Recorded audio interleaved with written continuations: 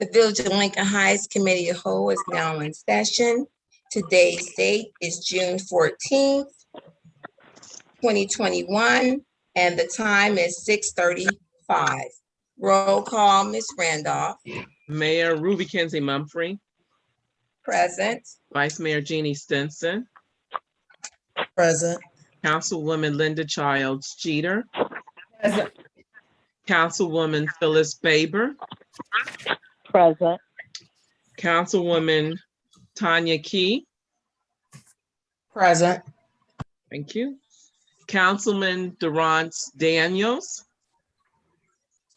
Okay, no response. Councilwoman Laverne Mitchell.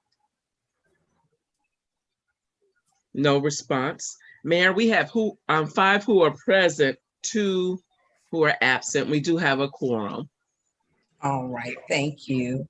All right, we're gonna go straight into old business regarding resolution number 2021 R9, declaring the necessity and intent to appropriate interest in land from Gregory Clark, titled owner of real property commonly known as 1200 Lindy Avenue, for the purpose of constructing a road open to the public without charge. Mr. Desai, did you want to elaborate on that at all, or? No, I think we've talked about that, at length. This is just the formal resolution to allow us to move forward with the right-of-way acquisition. Okay. I thought Ms. Baber had mentioned regarding parking. Ms. Baber? Yes, I was still interested in knowing. So is it just going to be a road that goes through, or is it going to be parking as it is right now? Mr. Desai? Other than the documents that I've attached to the legislation, there's nothing further that I've received from the engineer.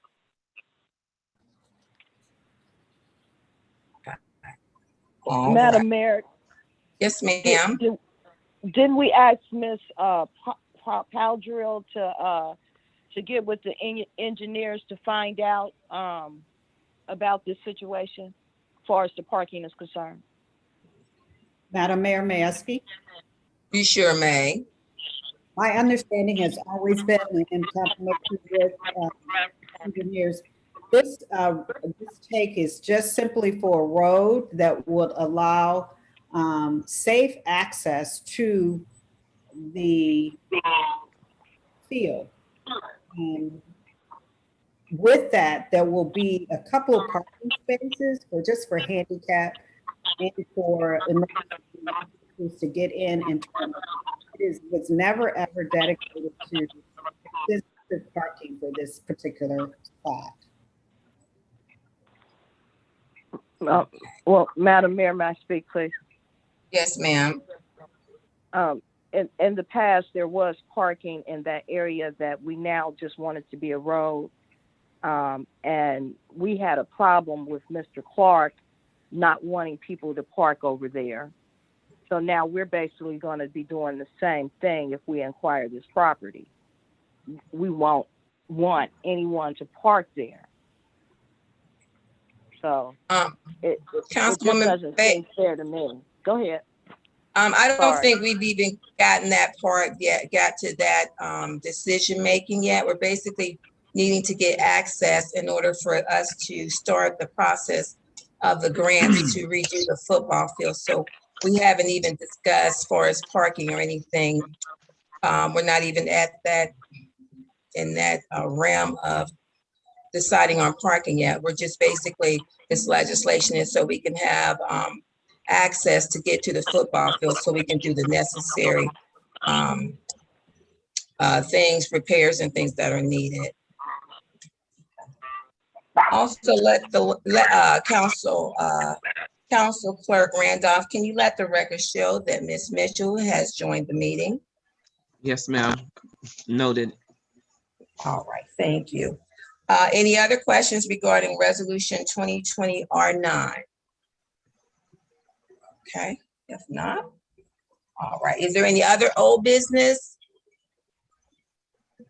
Okay. Ms. Key, you have your hand up? I didn't think so. I'm trying to manipulate through my laptop because my desktop is still updating. So if it's up, it was by accident. I'm sorry. Okay, all right.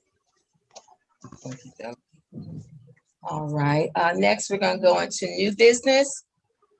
Resolution 2021 R11, a resolution authorizing the village manager to prepare and submit an application to participate in the Transit Infrastructure Fund program and to execute contracts as required. Ms. Paltrow, did you want to elaborate on the resolution 11? I think it's pretty self-explanatory. This will be for to completion, actually, of improvements that have been slated in the past for Leggett and Adams. And we're also seeking to add sidewalks to include into that grant request as well. Mayor, Yes, yes. I have a question about numbering. Is this 11 because we passed 2021 R10 at the last meeting? Is that why we went Yes, to yes. 11? Yes, sir. Okay, I just wanted to clarify that. Thank you. Oh, you're welcome. Okay. Any other questions regarding resolution 2021 R11? Okay. All right, next would be miscellaneous business. And Mr. Desai will be discussing the state liquor license. Thank you, Mayor. So we received what's called a legislative notice from the Ohio Department of Commerce, Division of Liquor Control. When there is an application for a liquor permit, they notify both the policing authority and the municipal authority in the jurisdiction for the purpose of allowing us to request a hearing if we would for some reason object to the issuance of the permit. So this permit is for Lindy Street LLC. And essentially when we get to regular council meeting, there will be a request from the mayor. Well, maybe better put, a question from the mayor if anybody would like to make a motion to request a hearing before the Division of Liquor Control for purposes of objecting to the issuance of the liquor permit. I'm personally not familiar with this company. I am curious, are any of the council members or the manager's office or anybody familiar with this business? Madam Ms. Mayor. Mitchell. I have both of you talking. Ms. Childs, I saw Ms. Mitchell's mouth moving, but Ms. Childs, you can go ahead and I'll come back to Ms. Let Ms. Mitchell answer. She may be able to clear it up better than me. Well, both of you can input it. Okay, Ms. Mitchell. You still on mute. I think isn't that the Lindy drive-through up at Douglas and Lindy that used to be the Pony Keg. So I was just wondering if there is enough room. Is it an actual drive-through or did they change the name to drive-through from Pony? It looks like there is a drive-through area that has been set up to drive-through. There's an canvas overhead where you go under. I did notice that. And So a window. Drive-through or drive up? It may be drive up. Oh, okay, because I didn't see I didn't see a thing of a drive-through when I went by there, but okay. Okay. Yes, Madam- Ms. Chow's-Jeter? Yes, ma'am. Yes.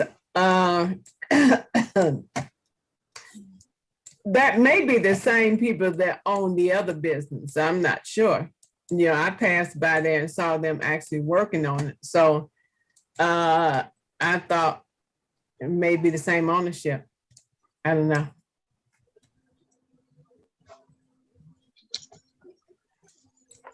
My question is, have they for Ms. Powdrill, do you know if they've contacted the tax administrator's office, Ms. Peterson?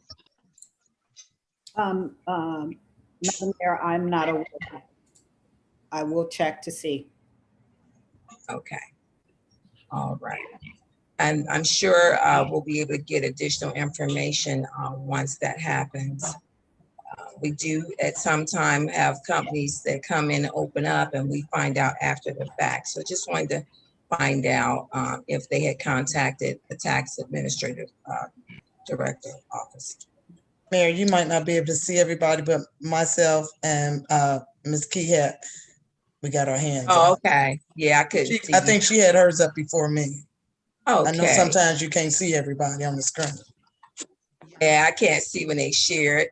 But yes, Ms. Councilwoman Key. Thank you, Mayor. Thank you, Vice Mayor. My question when I saw this was, do we have an idea of how many current liquor licenses we have in the village? And then a second part to that is, do we have any legislation or an ordinance that talks about how many liquor licenses we will allow, either based on proximity, based on number, based on anything? From the top of my head, I'm not sure, but we normally would get a report on a yearly basis regarding when the liquor licenses are up for renewal. It's usually around this time, April, May, well, usually April, May, that we are usually notified of liquor permits. Mr. Desai, do you recall when the last time we had one? Seems like it's been a while. Yeah, it has been a while. And in answer to Ms. Key's specific questions, there's no ordinance on the book, and we really don't have the power to regulate the number of permits. That's something that's handled through the state. Our main avenue of redress, if we have an issue, is to go through this hearing process. Typically, the basis for that would be there have been too many police runs, there's been illicit or criminal activity noted in the area, things of that nature. So while, zoning issues and, how much liquor are we allowing in our, municipality are valid concerns, those are really not the things that provide a basis for us to request a hearing. It's more on things such as, they don't have a valid business license, they don't have a withholding account set up, criminal activity, things of that nature.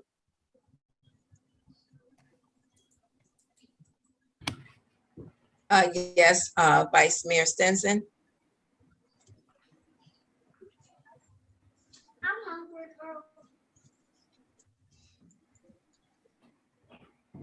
You're on mute.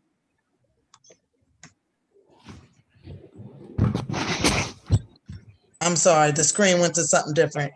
So, Mr. Desai, you're saying that a community can't say how many liquor licenses that they want in their community, because we're not that big.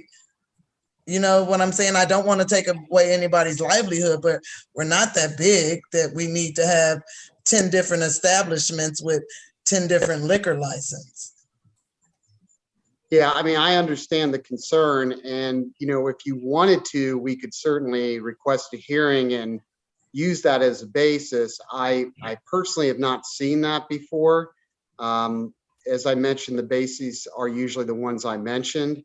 But yeah, I mean, we're running into the general powers of the state, and I think it would be difficult for us to limit that. But I mean, my office is happy to do it if it's the desire of council. Councilwoman Charles Jeter.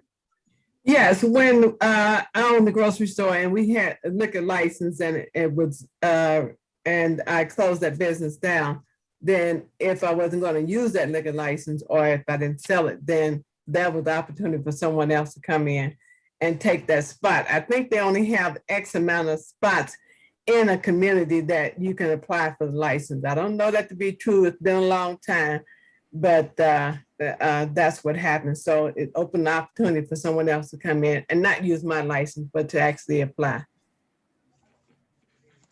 Yeah, because I do remember this question came before when they had different classes of when it came to liquor license. So Mr. Sy, were you able to, did it say class A on there?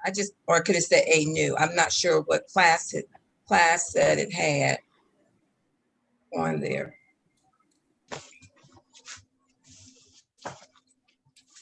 Based on the liquor license, I remember they may have a liquor license just to be cash and carry. I know we ran against where they had a liquor license where the cabaret, or they were able to sit outside. I think that was our corner that had that. Right, it looks like it's C1 and then somebody's handwritten in C2. Okay. All right. So what's the deadline? So July 9th? we have to email, fax, or by ground mail, send a response dated July 9th. Okay. So we still will have another council meeting to have a discussion about it, because I'm sure council would like to find out if they even have registered the business through the village yet. That's fine. Mm-hmm. Ms. Baber, I see your hand is up, Councilwoman Baber. Yeah, thank you, Mayor. I was just wondering, and I haven't been down the hill in a while, but is Moxley still there, that store? Or is it gone now? Does anyone know? Looks like they've closed. They've closed down. Yeah. All right, and I believe that the store on Lindy belongs to Christine. It's the same people that's always owned the building. Mm-hmm. Yeah, that's what I saw. That's all. Thank you. Okay. Thank you, Councilwoman Baber, for that info. Ms. Padro, I thought I saw your hand up. I'm sorry, Mayor. No, I didn't have my hand up. I have my hand up, Mayor. Okay. Yes, Vice Mayor. My concern with another liquor license is if we're starting to move forward with our economic development, is that part of our overall look for the village? I don't want to tell somebody not to open up a pony keg, but I don't feel comfortable with 6, 7 different liquor licenses floating around the village. I know alcohol is legal, but pony kegs really are just, like a better term, jank grocery stores in Black communities. I don't like the look of them myself. But that's just me. That's it. Councilwoman Baber.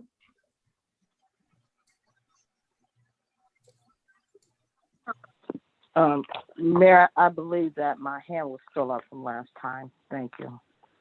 Okay, Councilwoman Mitchell.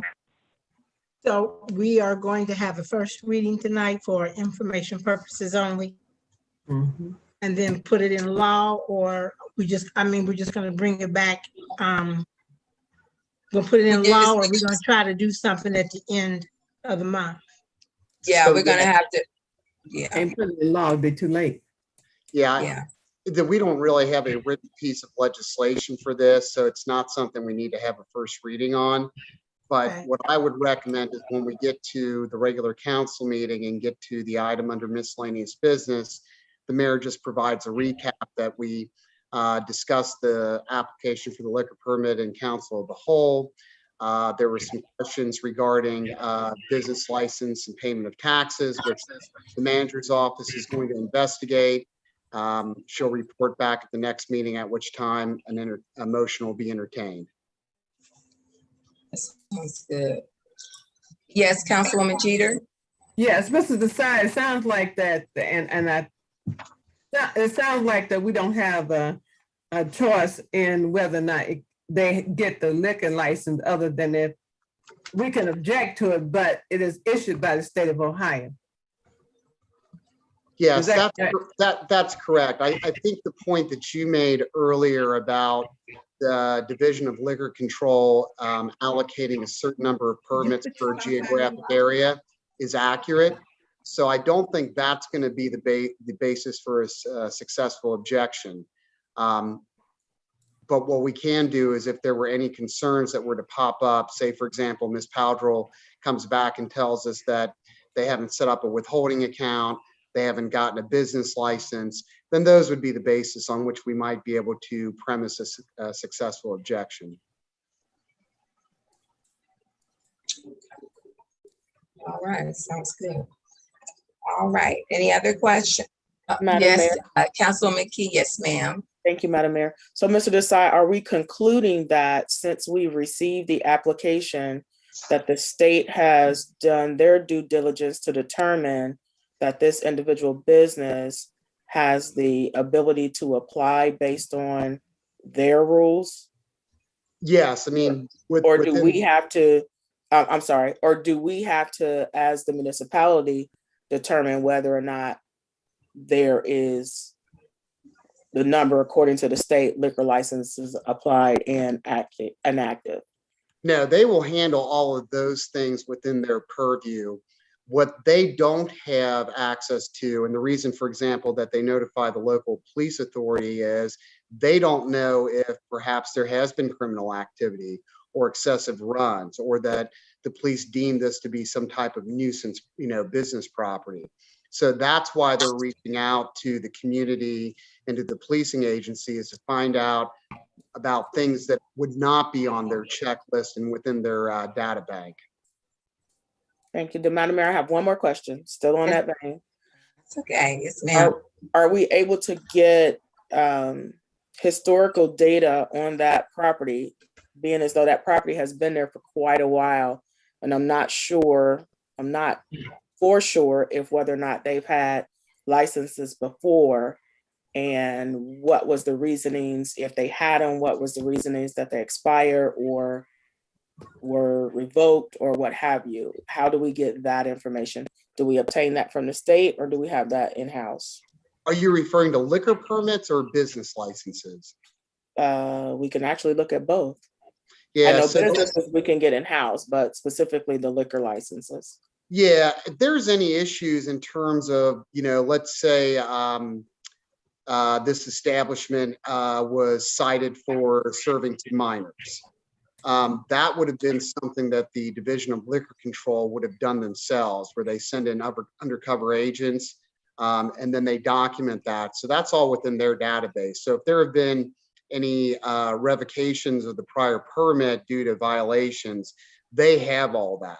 And then they have their own rules and requirements in terms of what you have to do to get that reinstated. So that I'm not concerned about. Whether or not they've been in compliance historically with our taxing and licensing requirements, that's something that may be in the village's database. I'm not sure how we track that within the village, if we have that available through an electronic database or if it's in a paper folder, but that is possibly something that might be able to be ascertained depending on how it's been kept. Last question, Madam Mayor. Yes, ma'am. It's just a continuation. So when the state looks at that information, do they go by the name of the business or do they go by the address of the location? Neither. They usually go by the person. So they make somebody personally, individually responsible so that you can't play the shell game. Deepak lost his permit and now he comes back as ABC LLC. They still require a person to be associated with that permit. Thank you. All right, Councilwoman Jeter.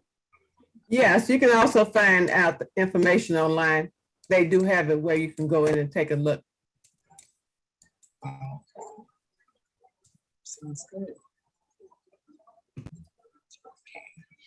All right, if there's nothing further, we're going to go on to the conference committee regarding House Bill 110. Mr. Desai. Thank you, Mayor. I don't believe I've been sending my emails about this issue to everyone. I think I have primarily sent them to Ms. Peterson, our tax administrator, and I may be wrong if I name somebody who didn't receive it, I apologize in advance, but I think I shared it with Ms. Powdrell, and I believe I shared it with the mayor, vice mayor, and Ms. Mitchell as head of the finance committee. I think those are the people that have seen this in the past, but it's good. It's something for all of us to be aware of. So when the pandemic hit last year, a number of people, obviously, some of you probably included, certainly me, worked at home. And so, that continued, and to some extent is still continuing even as we emerge from the pandemic. Well, in the past, and I'm just gonna use myself as an example, when I worked at the downtown Cincinnati law firm, I paid a percentage of an income tax to the city of Cincinnati, a percentage of my gross salary. But for the days that I was on vacation and not physically at the office, I could apply for a refund for those days. Well, that thinking led to certain number of, let's call it taxpayers, filing a lawsuit saying that because we were working remotely and we weren't working within the city of Cincinnati, city of Lincoln Heights, wherever, we should be able to apply for a refund for the time that we weren't working within the municipality. Obviously, that was going to wreak havoc on municipal revenue. So there was a temporary measure put in place by the state legislature that said, we're going to deem those workers that are working remotely due to the pandemic to still be working at the brick and mortar place they were working at within the municipality, and therefore the municipality can continue to collect those taxes. That also got challenged in court, but the courts dismissed it, saying that it was a proper exercise of the legislature's power to make that determination. Well, we're now here in July of 2021, and what had happened was that they basically were going to do a sunset provision on the ability for a municipality to collect income taxes from workers who previously worked at a brick and mortar within the municipality's jurisdiction, but now either due to the pandemic or just because there's a realization that to some extent some people can work at home, they said, no, we're going to continue the ability to tax through the end of 2021. So this latest bill, which is House Bill 110, what's known as the budget bill. So this is the bill that's going to contain the budget for the next 2 years for the state of Ohio, effective July 1st. There was a provision inserted into this bill that said, well, yeah, it can die at the end of 2021, but we are going to effectively allow people to go back and retroactively claim refunds all the way back to the beginning of the pandemic. So we're talking about refunds for 2020, and then of course anything for 2021. So today, the Ohio Municipal League sent out a call to action bulletin. And basically, the president of the Mayor's Association reached out to the Ohio Municipal League to get a broadcast email out saying, this bill, which needs to be reconciled between the House and the Senate, is now in the conference committee for reconciliation.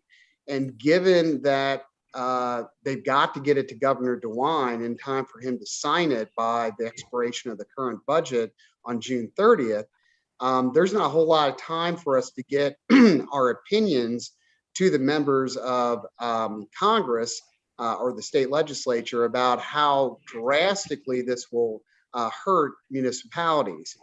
So the president of the Mayor's Association has drafted a letter, which is what I have pulled up.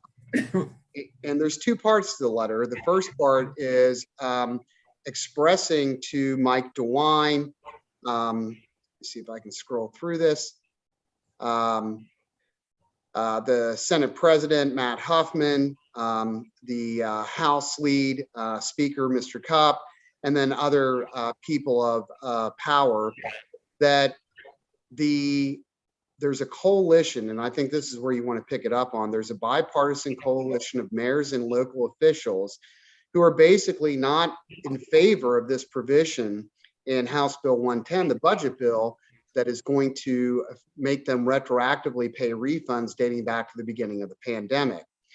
And what this gentleman wants to do is he wants to, let me see here. So he wants to basically, on behalf of the Mayor's Alliance, sign it, but then he wants to have a list attached saying, I have the support of the Mayor of Cincinnati. I have the support of the Mayor of Lincoln Heights. And to show them that this is not just something his group is doing, but it's something that is supported by local elected officials. So we wanted to bring this before council tonight to authorize the mayor to sign it on behalf of the village.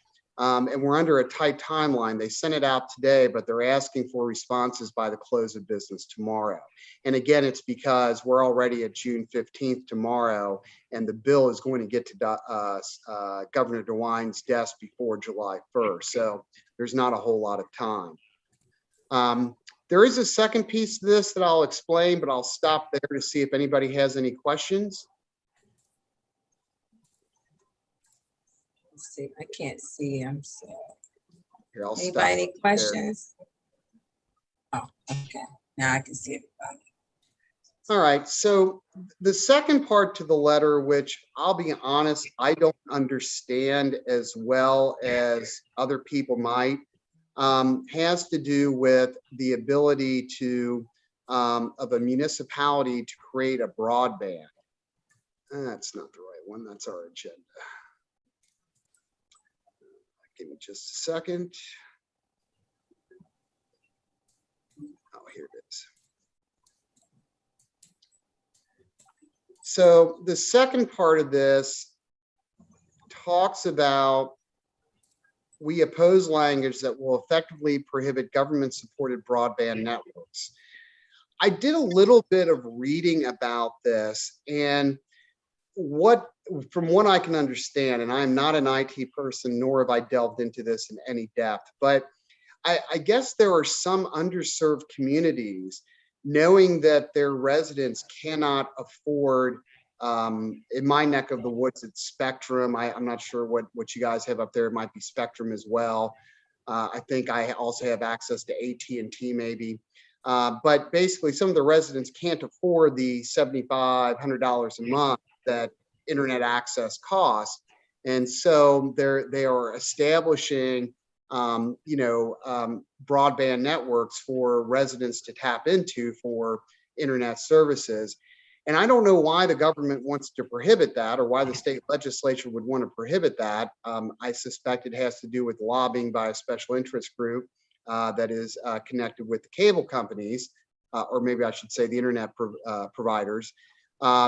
But that's what the second piece of this letter is that we oppose the provision in the budget bill, which is that HB 110, that limits government-owned broadband networks.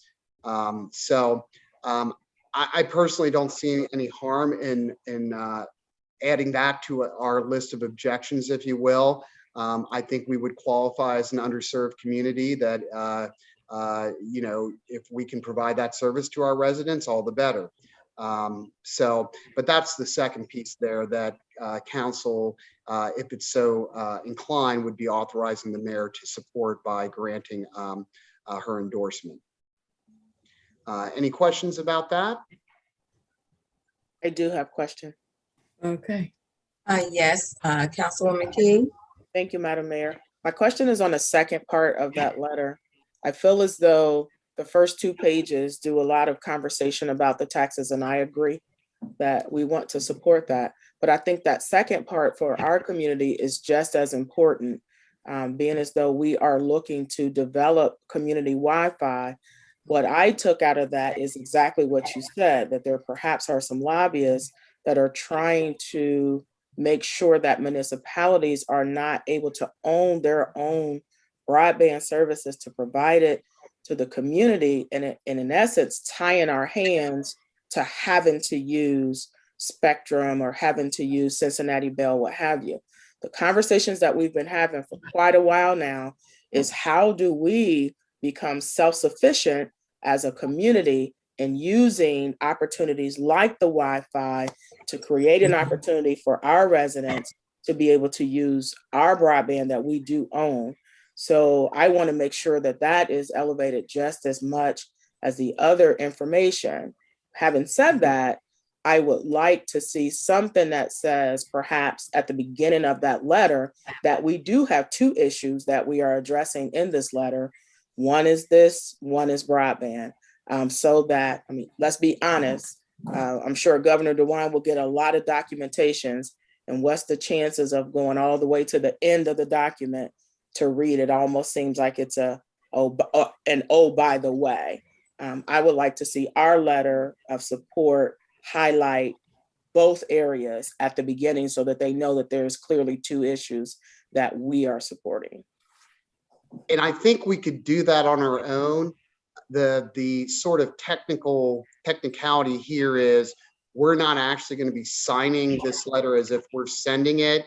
The president of the Mayor's Alliance Association is going to do that and then going to say, in support of the letter that I, the mayor of the president of the Mayor's Alliance Association, have sent, I have received support for my letter from ABCD.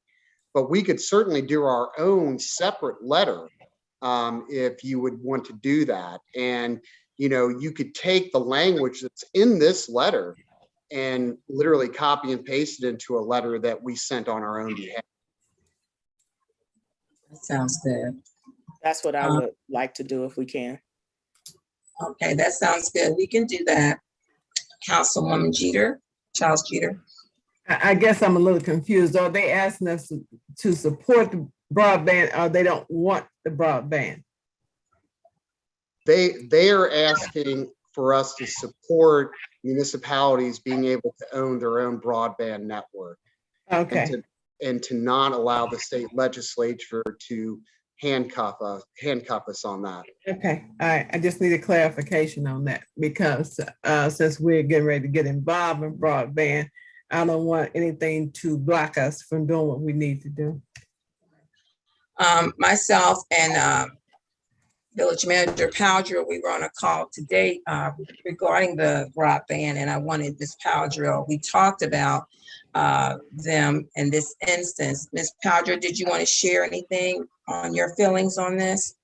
I think Mr. Desai did a great job of explaining it, and Councilwoman Key, being that this initiative is under economic development, kind of reiterated how important it is for us to have the ability to offer something potentially affordable for the residents of Lincoln Heights, and that we can use and leverage in all other aspects of our 6 goals that we want to pursue in the village. So as been expressed, I think this is a play to kind of monopolize broadband, because they know that municipalities will have the ability to control their own destiny, having the ability to own your own broadband. It's a game changer for neighborhoods. And so it is important for us to support whatever letter there is,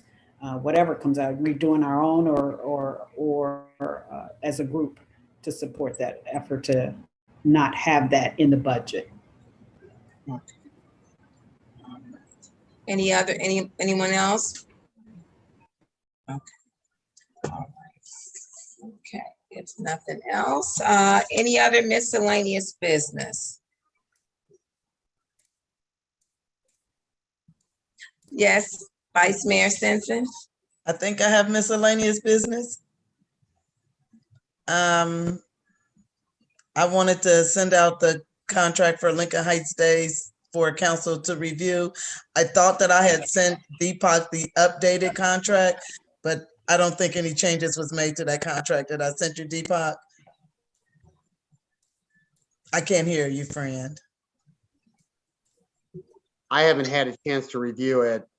Yeah, I figured that, but I just wanted council to get a pre-contract, because by July I need to be making some moves, and doing some things. So I know we can't do anything this meeting, but Ms. Randolph, I think sent everybody a copy of that first contract that Deepak and I have already had a conversation about. So you may ask questions about a contract that's with questions that have already been answered. But I just wanted to bring that up. I forgot what we said we were going to do about it today. I thought we were going to start to provide some information to council about the scope of the contract, the cost, and then some of the contingency items that you and I discussed that we wanted to clarify with the performing company. Sure. That's what we want to do. Did everybody get their copy of the contract? And you may not have had an opportunity to look over it. And honestly, I didn't read it the first time I got it. I sent it straight to Deepak. I can do a little bit of a presentation. If you don't mind, Vice Mayor. please and thank you. Oh, Now yeah. this is from memory, so I apologize if any specific detail is inaccurate. But basically what the Vice Mayor had worked very hard on doing was going to a one stop shop, if you will, a turnkey type of approach to things rather than individually contracting with somebody to come in and do face painting or individually contracting with somebody to come in and do a magic show. What she did is she went to the Cincinnati Circus Company, which can provide all these services and allows you to, sort of pick and choose a little bit in terms of what you want. So there are some really exciting things that she worked with them over the course of some period of time of developing, such as, a zip line, which will be exciting for a lot of the youth. And then, stuff for smaller kids, the petting farm, I'm going to call it the magician clown face painting type thing. But, the things that often attract, the toddlers as opposed to the teenage kids. But there's a whole potpourri of stuff in the contract. And the one of the site coordinators for the company did come out and actually take a look at the grounds in the village to determine that they would be able to set these types of activities up, have adequate power supplies and whatever else that they need. The contract calls for these performances, services to be on Saturday and Sunday of Memorial Day weekend, which of course is Lincoln Heights. I still call it Lincoln Heights Day Festival. But for Lincoln Heights Day, and to also have a rain out day of the Monday, which would be Labor Day. So it's a pretty thorough, involved contract. There were a couple things that we wanted to get some clarification on, and then one thing we needed to demand they strike. Ohio law does not allow municipalities to indemnify third parties, and that's a very typical contract provision. I don't think they were trying to pull anything on us, but if I was drafting a contract between my client and another client, I would want to put an indemnity clause in there in favor of my client. So it's a very common item to see in a contract, and they probably just were not aware or may not have looked at their contract to see that that's not something we can agree to. So I don't expect any pushback on that because we simply can't. We just like we can't make red stoplights purple, we can't indemnify. That we're just not allowed to do that.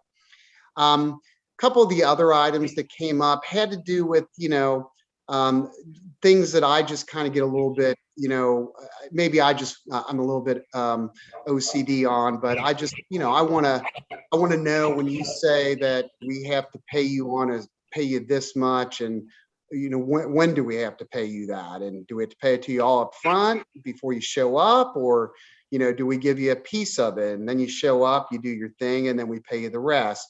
So there were some payment terms, I guess I'll call it, that I wanted some clarification on, and if possible, things that would be handled in a way that I deem to be more favorable for Lincoln Heights. And then also, God forbid, but what happens if it's rainy on Saturday and Sunday? And they can only perform on Monday? Do we still have to pay the full contract price, or do we only pay a half of it? And then kind of taking that bad scenario to a worst case scenario, what happens if it's a rain out all weekend so you don't perform at all? Do we have to pay you anything? And the reason I thought that was important for the village was that the contract price is $25,000. So it's not an insignificant fee. And so whether it's 50% or anything north of that, just want to make sure that there is some protection for us, because obviously we can't control the weather. I also recognize that this company has bills to pay and people to pay, and they're reserving them for us. So there probably is some common ground that we have to reach, that if the worst case scenario happens, yes, you are going to pay something, because we at least have to cover our costs. So I understand that from a conceptual standpoint, but I wanted that clarified in detail about what exactly happens if A happens, if B happens, if A and B happens. I wanted all that spelled out. But those are the general parameters of the contract. I'll have an opportunity to look at that this week, and then I'll get back to the Vice Mayor about whether I think we're ready to go and present it to council for approval, or whether I think we need further clarification. And so the idea tonight, again, was just to provide you, give you a heads up, let you know it's coming down the pike. I think we're all excited about getting Lincoln Heights Day, going and having a fantastic event this year.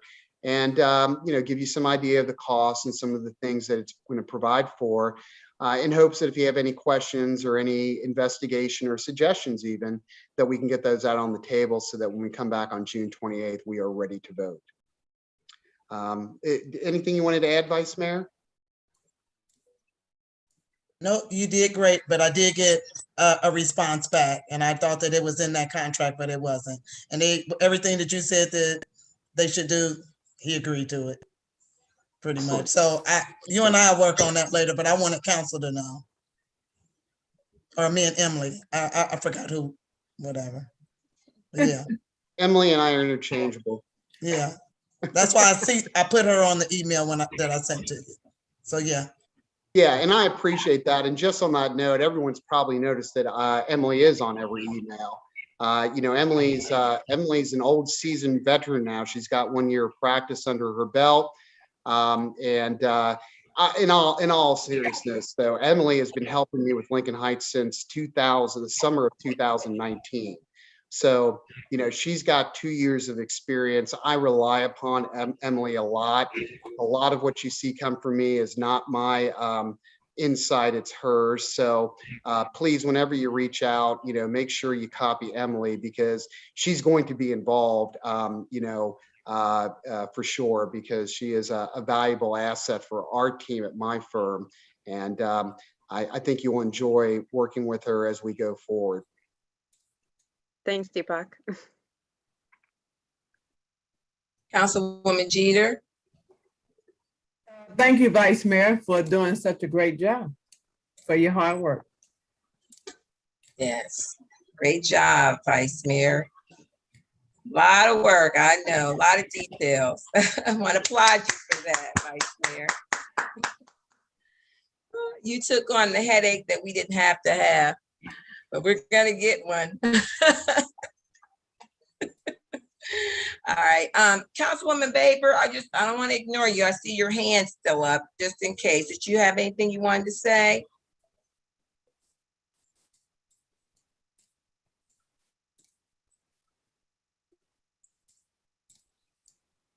I guess not. Okay. All right. Okay. All right. So, any other miscellaneous business? Okay. If there's no other miscellaneous business, there is a motion for adjournment of Committee of the Whole. I move to adjourn the Committee of the Whole meeting at 7:24. I'll second that. It's been moved in second. All in favor? Aye. Aye. All right, no nays. All right, I guess we'll come back again in like 6 minutes. Adam, you can put the screen up.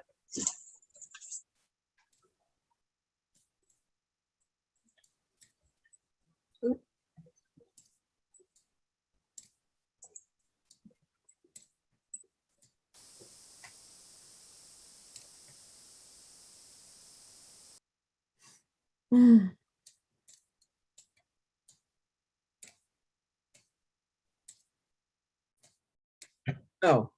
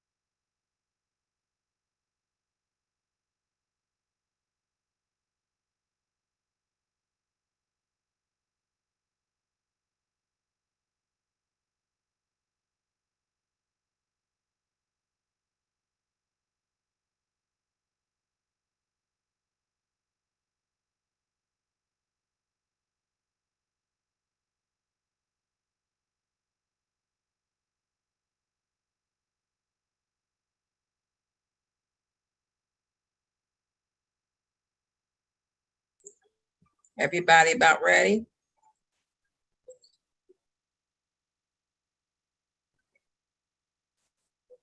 Okay. The Village of Lincoln Heights regular council meeting is now in session. Today's date is Monday, June 14th, 2021. The time is 7:33. Roll call, Ms. Randolph.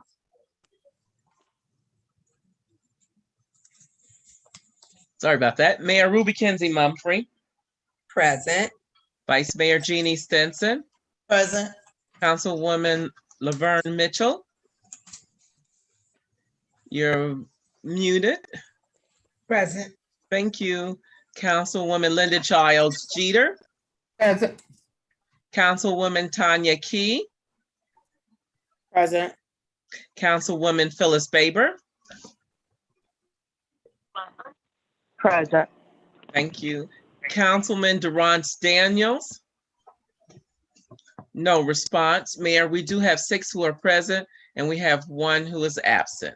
We do have a quorum. Motion to excuse Councilman Daniels. Motion. Second. Second.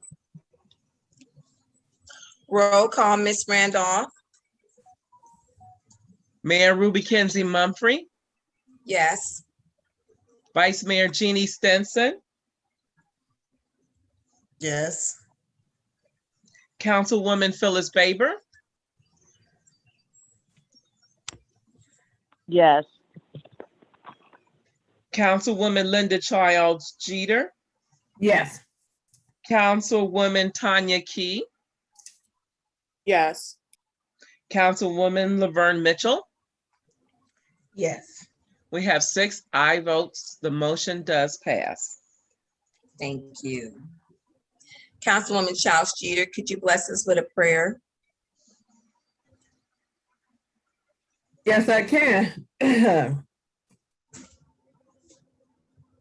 Father God, we come to you today asking you for understanding and to give us what we need in order to get the job done. For the Village of Lincoln Heights, I thank you for what you're doing in the Village of Lincoln Heights, and I thank you what you're doing with the council members. I ask that you wrap your arm around us and hold us close to you as we get the business of Lincoln Heights done. In your precious name, amen. Amen. Amen. All right. Motion in order for acceptance of the agenda. So moved. Second. It's been moved in second. All in favor? Aye. Any nays? Ayes have it. Motion in order for filing of the journal for Committee of the Whole meeting minutes from June 24th and regular council meeting minutes. Oh, that's a I mistake. think that's the wrong That's a date. I had to mistake. stop. Okay, yeah, I had to stop. I said, we're on June 24th. Sorry about that. Okay, let me resend that motion. What should it be? Oh, May 24th. I see the error. Let me resend and say that again, because we do have in our packets the minutes for May 24th for the Committee of the Whole and regular. So I will resend it, the previous. Motion in order for Committee of the Whole meeting minutes for May 24th, 2021 and regular council meeting minutes for May 24th with any necessary corrections. Is there a motion? Motion. Second. Okay, it's been moved in second. All in favor? Aye. Any nays? Ayes have it. Announcements. Okay. Councilwoman Childs Jeter. I don't have any announcements per se, but just to ask everyone to remember that this is Black Music Month and to enjoy our Black music, and Juneteenth. Celebrate the whole month. All right, thank you, thank you. Councilwoman Tanya Key. Thank you, Mayor. Just wanted to announce that I just received some information today that Lincoln Heights Elementary School is collecting recyclable tops that are on water bottles, Gatorade bottles, different types of bottles that are recyclable. They're collecting the tops. Those tops will be recycled into a bench that will be installed on the grounds at Lincoln Heights Elementary School. So if you or anyone out there, any resident that is listening, if you are able to collect those bottles, those tops, please clean them, and you're able to bring them to Lincoln Heights Elementary School. They will be using them to recycle and get a new bench for students and visitors who come to the school to be able to enjoy. All right, thank you. All righty. Councilwoman Phyllis Favor, any announcement for you? No announcements, Mayor. All right, thank you. Councilwoman Laverne Mitchell? No, ma'am. All right, and Vice Mayor Jeannie Stens, any announcement? Yes, ma'am. I am selling 75th Diamond Jubilee t-shirts for $15. This is a limited edition, and I only ordered so many, so if you get one, then you're very special. And with that t-shirt comes a free mask. Also, I am selling yard signs for the 75th Diamond Jubilee. Those signs are also $15, and they last great in the rain. All proceeds go to Lincoln Heights Day Festival. Thank you. Thank you. Thank you, Vice Mayor. Any other announcements for us? How is it coming along with the festivities?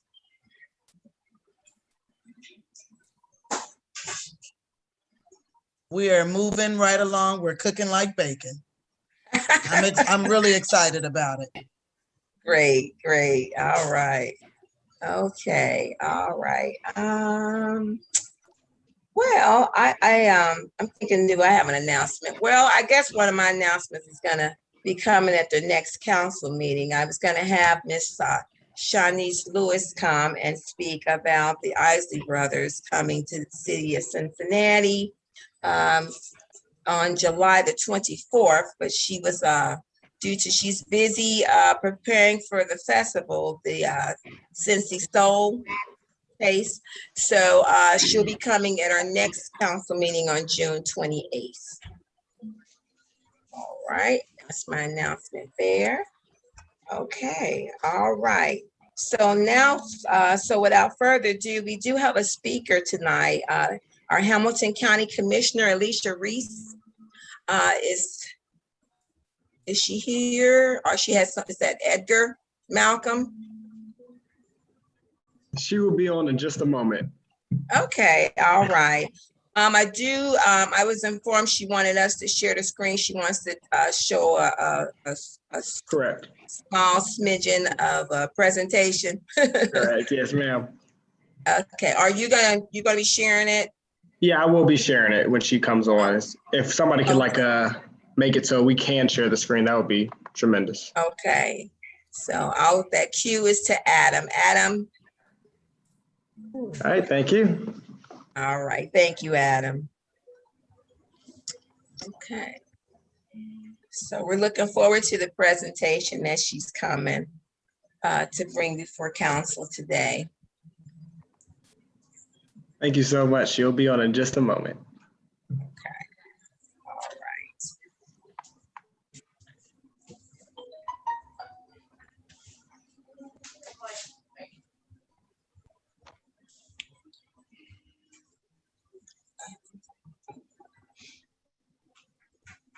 Mayor, Yes, ma'am. do we have maybe some committee reports or something we maybe amend the agenda to do so we're not waiting? Because we don't know how long she's going to be, and just so we can keep it moving, maybe. We can come back to her and just go on down the agenda. And that way, by the time she comes on, we could go back. Okay. All right. So what we'll do is we'll go into the regular agenda with the communications, and maybe by then Ms. Reese will be present. Okay. Ms. Randolph, do we have any hearing from the residents? No, Madam Mayor. I did want to mention something. So, we're going to be preparing to go back into session. I do know we have a hiatus in August, but I think it's time, and I think our residents want to see our lovely faces in person.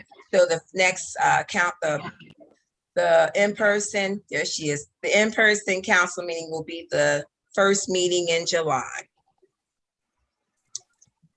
Starting July 1st. So that means the committee meetings that will normally be the first week, they will resume. We will make sure everything is set up for social distancing. Even though everything is open, we want to still continue to do that. All right. So welcome, Miss Commissioner Alicia Reese. Good to see you. Good to see you all too again. Seemed like we just saw you. So we did meet Malcolm, and he has informed Mr. Malcolm, and he did inform us that he's gonna be sharing the screen. So whenever you're ready, the floor is yours. Thank you so much for having me and allowing me to be with you this evening. I just completed our 100 days of action in office. And so wanted to just kind of share with you and the residents of the village of Lincoln Heights a little bit of what we've been up to. We'll just run through those and then be available for any questions. And I do have Edgar Malcolm from my office that's on, and Quentin Monroe, who is my chief of staff. Okay, so we'll go to the next slide there. So the first thing when I got elected, one of the things I was able to do is to put together the first ever COVID-19 Economic Relief and Recovery Task Force. We put it together on January the 28th because we knew with COVID, so many people are still trying to so many resources, but people didn't know where to go to get those resources. Next. The COVID-19 Economic Relief and Recovery Task Force, here are the areas that we're focusing on: tax and rate relief, job retention, reemployment, food stability, housing, small business relief, infrastructure, transportation, and we'll be advocating at the state and national levels, as well as technology and broadband. We discovered that we needed to have 2 phases because COVID did not go away. And so we needed what we call a right now phase, which is phase 1, where we have an internal action team that I meet with every Monday with the county administrator to look at how can we do a better job of getting information and resources to the people, to citizens and businesses in a better way. And then phase 2 will be an external team where we'll have people appointed to the task force to look at the rebuild, how do we rebuild our economy and bounce back after. But right now we're still in phase 1 funding, and now we have American Rescue funding coming. So we're still in the phase 1 stage of helping people right now. Next one. The other thing that we saw is that we had people going to so many websites. You need rental assistance, go over here. You need small business assistance, oh, it's over there. And we didn't have it where it was mobile friendly. Everybody's doing stuff with their smartphone. So we said, hey, we need to have a portal. And so we created 513relief.org. That is the place where you can go. And it's very simple. It's easy. You can get everything from housing, utility relief if you need help paying your utility bill, food assistance, employment, small business. If you haven't gotten vaccinated yet, where to go to get vaccinated, and so many other things will be right here on one place, 513relief.org. Next one. So, okay, we got the website, we're ready to go, but now we have to market. And so one of the things we said was we got all these things to help people, and people have never had to, get help before. And where do you go and how do you do it? And so it could be overwhelming. So we created a relief-a-thon. It's the opposite of a telethon. And Mayor, you were on at the relief-a-thon that we had, but it was really interactive. No one in the country has done anything like this, where we brought all the relief, 20 different partners, live interactive, and we tested navigators. We had this idea, maybe if people answer the phone and help you navigate, will that be good? And we tested it out during the March 16th Relief-a-thon. Next one. So then we said it has to be measured. You know, we just can't do these things. I want to know, did people really get helped? And so during that time, we know we helped 700 citizens. 43% of the calls were for rental assistance, 39% was for small business, and we found that people needed business navigators. So we now will have small business navigators, because a lot of small businesses can't afford legal and paralegals and those kind of things. So we will have that pass the county commission, and it'll be announced next month, implemented next. So these were all our partners. We have to partner. Everything we do is with partnership, and you all were a partner. We really appreciate that. Next.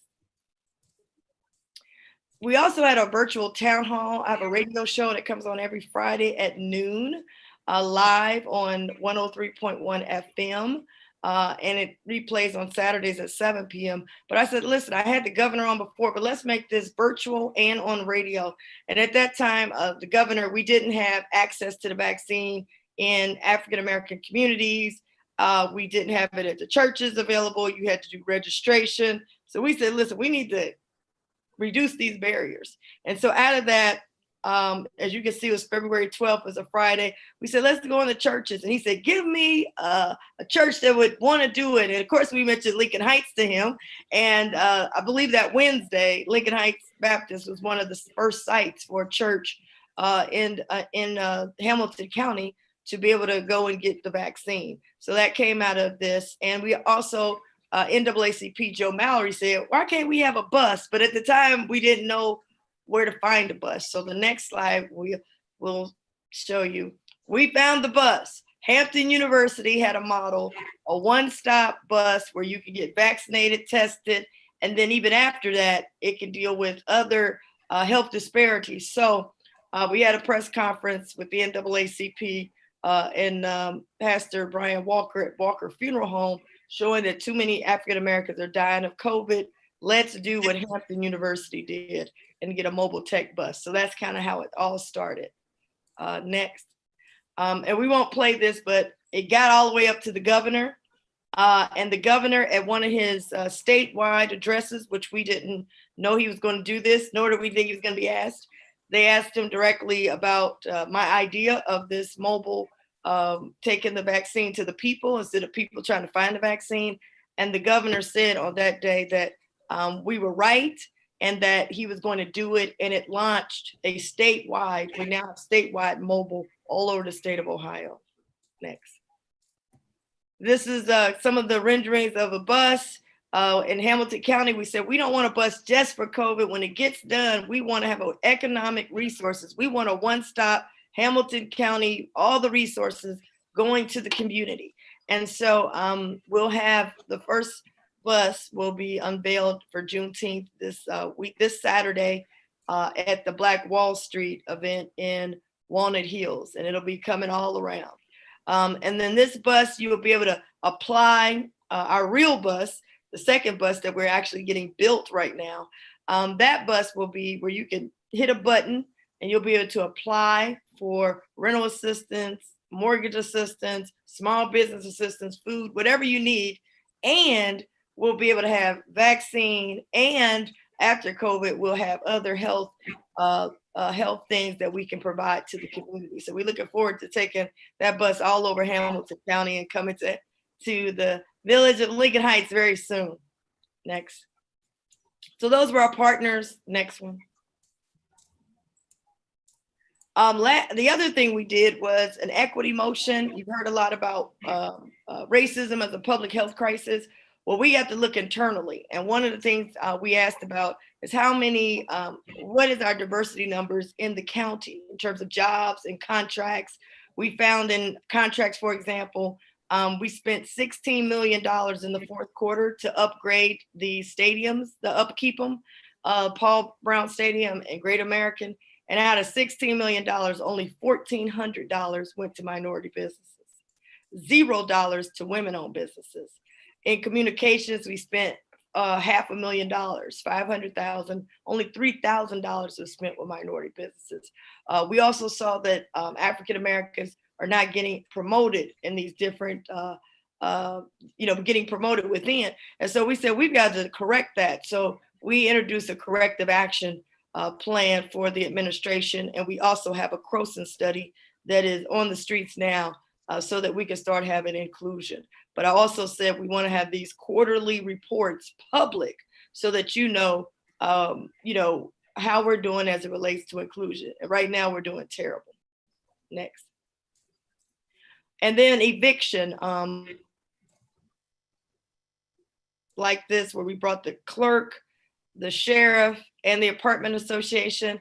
When the court said that they were going to start evicting people, we went door to door with sheriffs delivering, for the first time ever, delivering flyers to families about call this number and we could keep you in your home.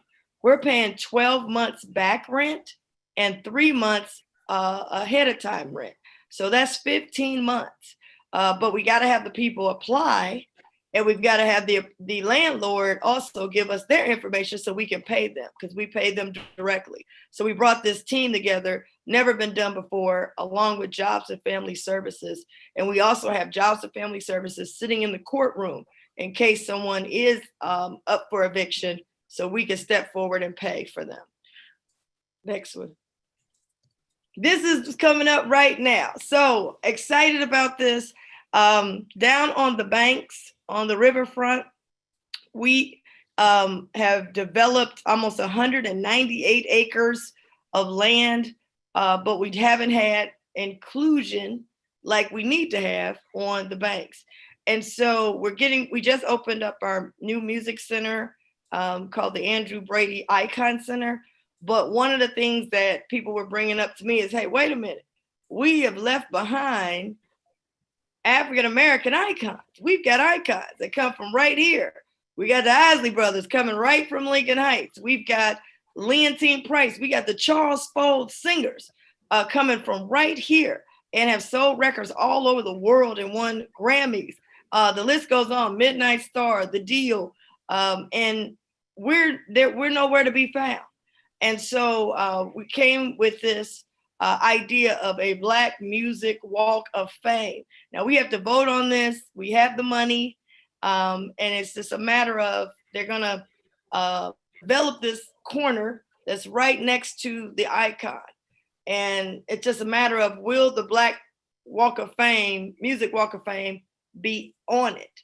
And I have said we've got to do this. So we really need to, tomorrow, there will be people able to call in during our meeting, and we need people to say, hey, we support having a Black Music Walk of Fame. Now I've had a lot of pressure to say, well, no, let's don't make it a Black Music Walk of Fame, but it's very important that we do, because it's across from the Paul Brown Stadium, and Paul Brown Stadium hosts the Cincinnati Music Festival. And the study has shown that we bring in the most money of any event annually in Hamilton County, no matter what race you are. Brings in $107 million of economic impact every year. And these artists play at that stadium. We fill up the hotels. We fill up the garages. We spend money. We buy things. We got people coming from all over. So why can't we not have a permanent fixture that highlights the contributions of Black artists, musicians that are from this area? And so we see this as kind of like Hollywood stars, how they do in Hollywood. We would have these placards, and every year there would be induction ceremonies, but we would be in the fabric down there. And so people say, well, if you do this, are you excluding anyone? No, everyone can come. It's free. And everyone should know this history. A lot of people don't know Leontine Price, who's a big opera artist, came from here and graduated from Central State University. We have to know this history on a permanent basis. And as you see what's happening on the banks, it's a lot of entertainment that we're having now. We've got music venues, stadiums, sports, restaurants, all of those things. Out of 198 acres, the only thing we have is the Freedom Center. Out of 198 acres. And if you look at our history, this is where we first came, this is where we first settled, and African Americans were kicked out off of the bank. So again, this is, it makes economic sense, and it's something that should be done. And I was asked to do it. And Otis Williams, who's one of the people who's an icon, is getting up in age. And I remember being at the Freedom Center with him, and he pointed over there. He said, why can't we be a part of that? Why can't we be included? So that's what got me going. And the Isley Brothers will be here for the Black Taste, I believe, performing at Sawyer Point. And so we want to just make sure that we're able to do this. So this is huge. I would love to, we need people to call and support this, but we have a great opportunity to have something like this that would be on the prime area of downtown Cincinnati, of Hamilton County. So that's that. And then I'm going to stop there. You guys know about the Wi-Fi. I want to just say I'm just so excited about that. You know, you all kicked off something that not only helped Lincoln Heights, but helped Cheviot, who had never had public Wi-Fi, Deer Park, that never had public Wi-Fi, Lockland, and Mount Healthy. Mount Healthy, first time having public Wi-Fi. And one of my big things has been and will continue to be bridging the digital divide. And we have a great opportunity now because we finally got broadband dollars that we're proposing in this in these ARA funds, but also federally. Now, I said all along, let's don't wait on the state. And sure enough, I just saw the state at the last minute pull back from broadband. Well, I knew it because I've been at the state and they've been talking about this all the time. They always get to the finish line and the Republicans pull out. They pull because they're the ones in charge, but they pull out. So we were blessed to have this going. I know it's just the beginning and we're looking forward to it. I think my last slide just talks about, I've been working a lot on taxes, property taxes, and helping people stay in their homes. A lot of people are getting hit with these higher assessments, property taxes, and are at the risk of going into foreclosure. We had nothing to help homeowners with the CARES Act dollars, but you can get help through the Community Action Agency. But this time we're proposing our own help through the county to deal with keeping people in their homes. So I've asked for anti-foreclosure initiative. We're going to put about $5 million toward it. But I also have asked about looking at anything we can do to help with reducing the property taxes. So that is it for my 100 days of action. This is my telephone number and my email address. And I would hope that you all someone would at least call in tomorrow during our meeting at 1 o'clock to support the Black Music Walk of Fame. So that's all I have for now. Okay. Any questions for Commissioner Reese? Councilwoman Jeter? I don't have a question for her, but I do have a big thank you for her. And also to say that even though my name was mentioned with the broadband piece, there were other members of council that were involved in that. And they also need part of that recognition. So I'm gonna let Ms. Powell tell you who was on that team. I reached out to you. You did a wonderful thing.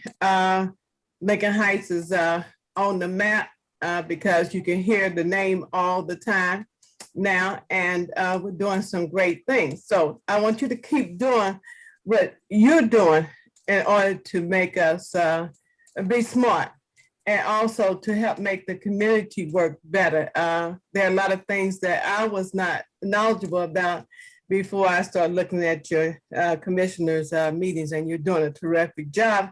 And you're also helping to push those other commissioners to spend money that is set aside and just been there. So you came in and you opened up that purse and you started to help people. We the people. We the people. When when our manager brought the idea of broadband up, and it's under the umbrella of economic development, our chair, Ms. Tanya Key, I got excited, the vice mayor got excited, somebody else got excited. So if I keep calling names, I'm gonna get in trouble. I'm gonna miss someone. So I called you and asked you, how do I do this? I need information. And you took off and you started this process, and then we started to meet, and it's been a wonderful journey. So I can get us to that point as to how I had that conversation with you. And then Ms. Powdrill can take it from there, because there were some other things that had to be done in order to receive the $150,000 and whatever else is coming down the line. So this is a complete team here. I love my council members. We all enjoy doing different things, and then we bring it all together. We make that pie work. So thank you. You know I love you. You know that. You're my baby. There you go. Ms. Powdrill? I think Councilwoman Key had her hand up, and I can follow when she's finished. Okay. All right. Councilwoman Key?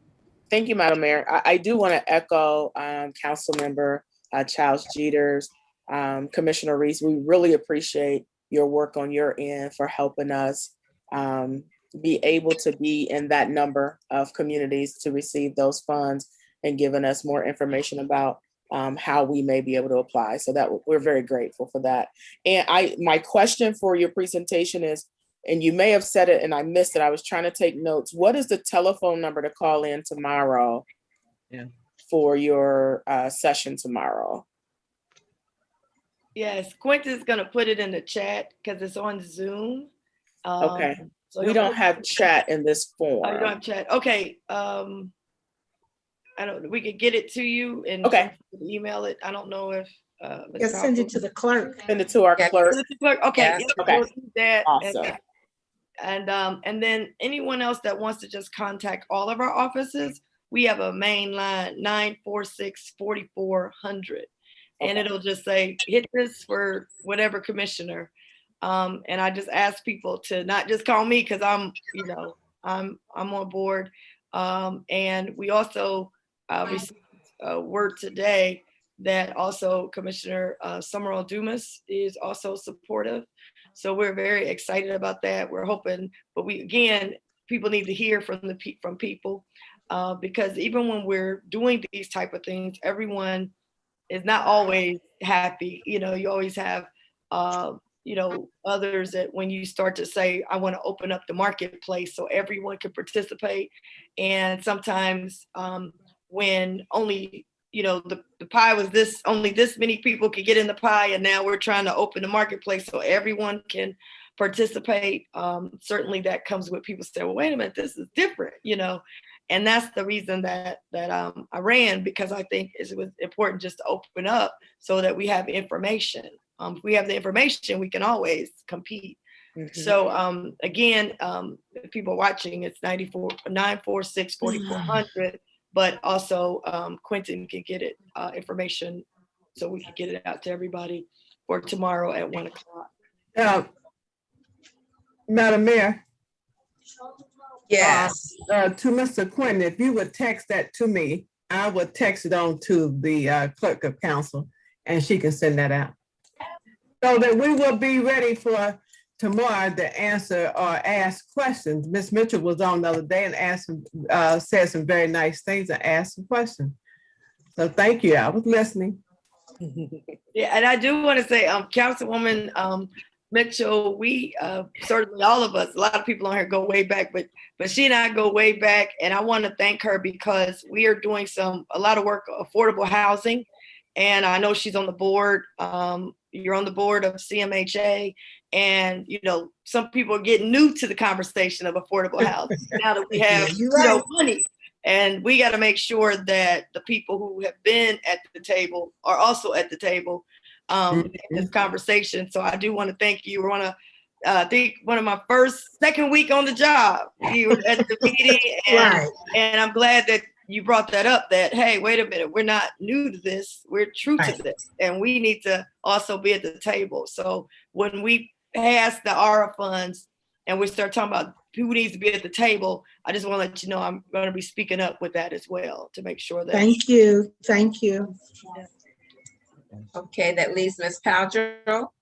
I just wanted to also thank Commissioner Reese for her support of the village and of me, and having the confidence in me to kind of lead this initiative for the village. I think it's a game changer for the village of Lincoln Heights. And if we can continue to work as an amazing team to push this forward, I think we can get there.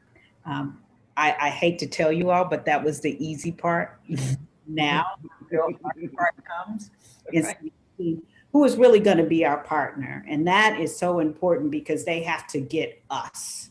They have to know who we are as a community in Lincoln Heights, and they have to respect that. And so when I come bring forth my recommendations and tell you why, it is going to be because I believe that organization can lead us to that smart village that the commissioner talks about for a countywide position to put us in the game, a differentiator as a community.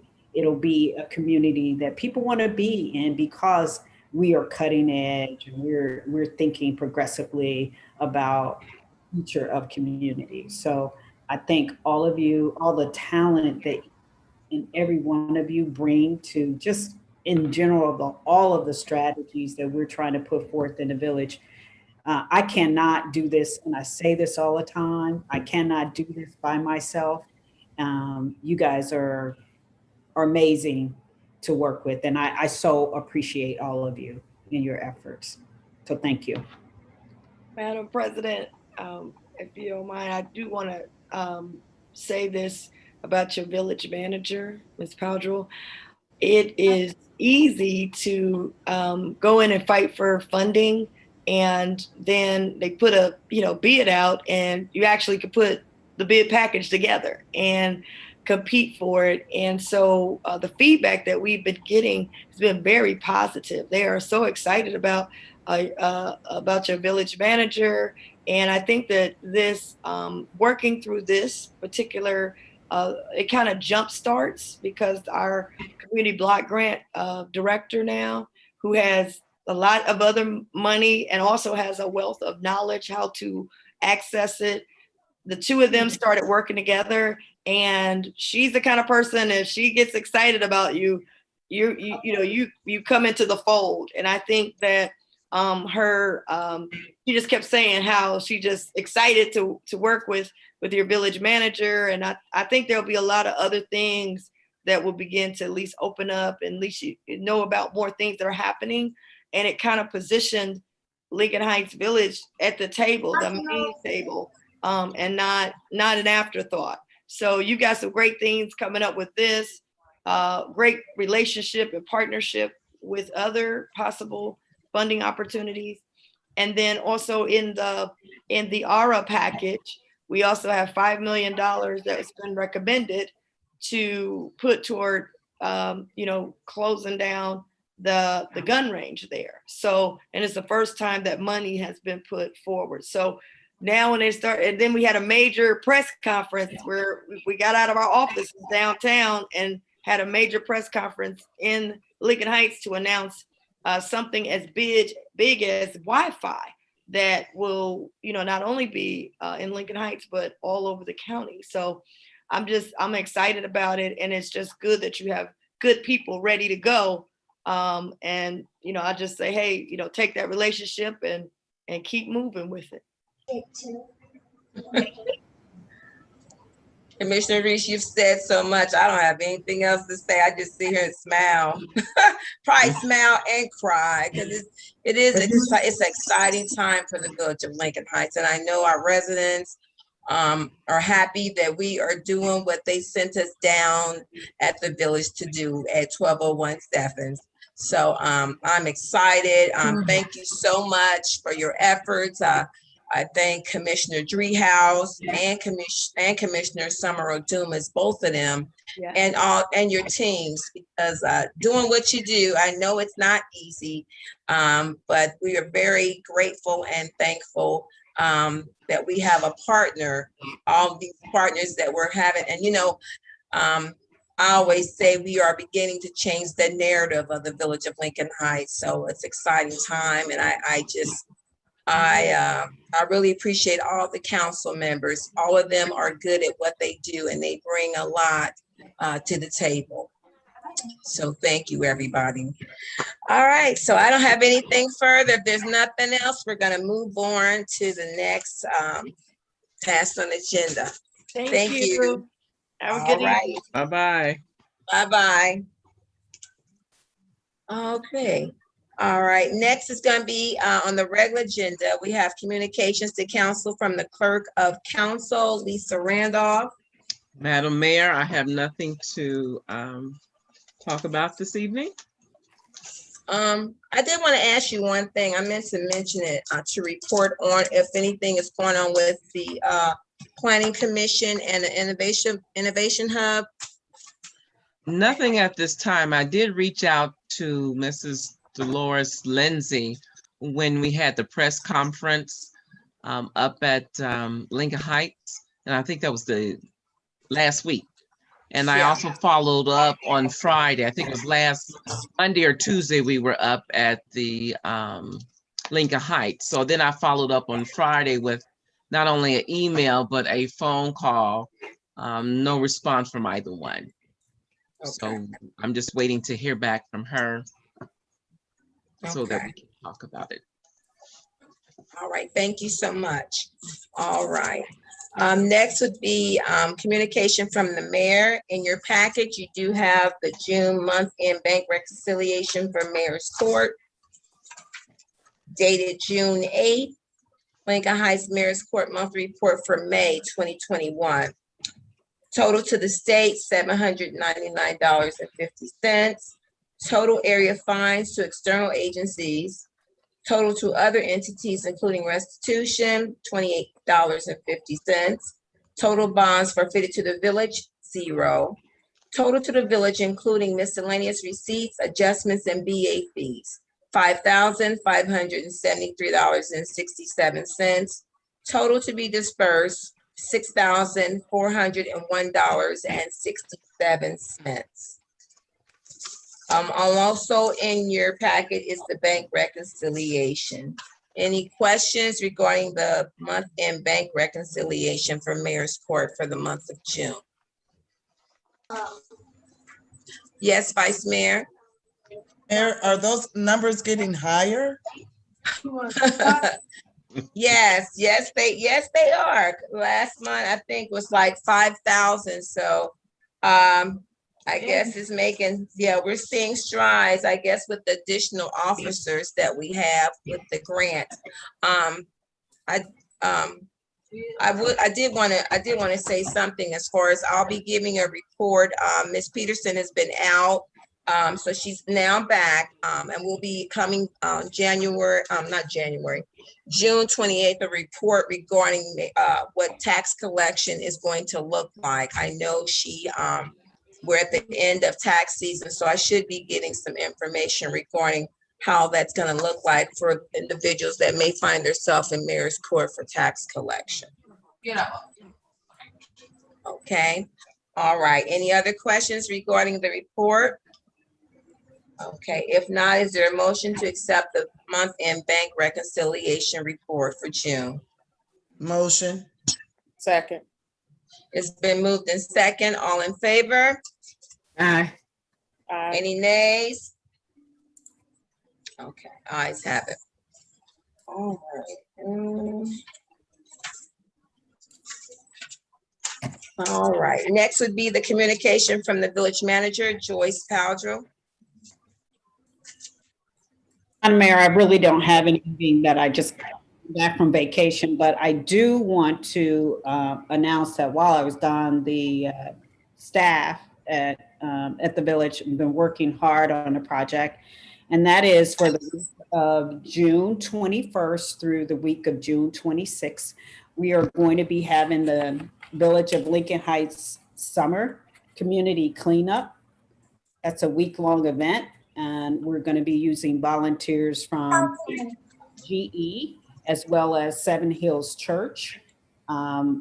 Just a few points that I like to note for the residents of Lincoln Heights is that Lincoln Heights residents only curbside pickup. That'll be Saturday, June 26th from 8 a.m. to noon. You can place your furniture, appliances, yard waste, tires, small carpet pieces. Make sure they're rolled up and taped up. Toys, lawn equipment. Set that on the curb on Friday, June 25th, and we'll come around and we'll collect that. But we will not take oil, concrete, paint, pesticides, battery, and hazardous waste. This is a volunteer event. We're encouraging the residents to come out. We'll make sure that we'll have liquids for hydration. That is Gatorade or water for the residents and anybody who else, encouraging council to come out and just participate in making Lincoln Heights beautiful. So. Well, thank you. I have Ms. a Mitchell, you have question. your hand up? Yes, ma'am. Yes. So Ms. Powell, for those who live in Centennial and Oak Park, so there's a parking lot. How will they come in and come into the parking lots and pick those things up because there's really not a curb to set it on? Okay. So if you could contact Mr. Nelson at Oak Park and Ms. Hillman at Centennial to see, how we can do that, making space for them to come and pick it up in the parking lots. Can you name those complex again? Oak Park? Yes, and that would be John Nelson. John Nelson, okay. Mm-hmm. You want the number, or I can text you the number or send you an email. And then I'll make sure staff can connect with him and come up with a plan for those and communicate. And Kara Hillman in Centennial. Okay. And I guess it might be the same for White Cliff. Okay. And that would be Sunny Price. But I'll send you the numbers. That would be great. Thank you. I appreciate it. I'm sorry, Ms. Charles Jeter, and then Vice Mayor after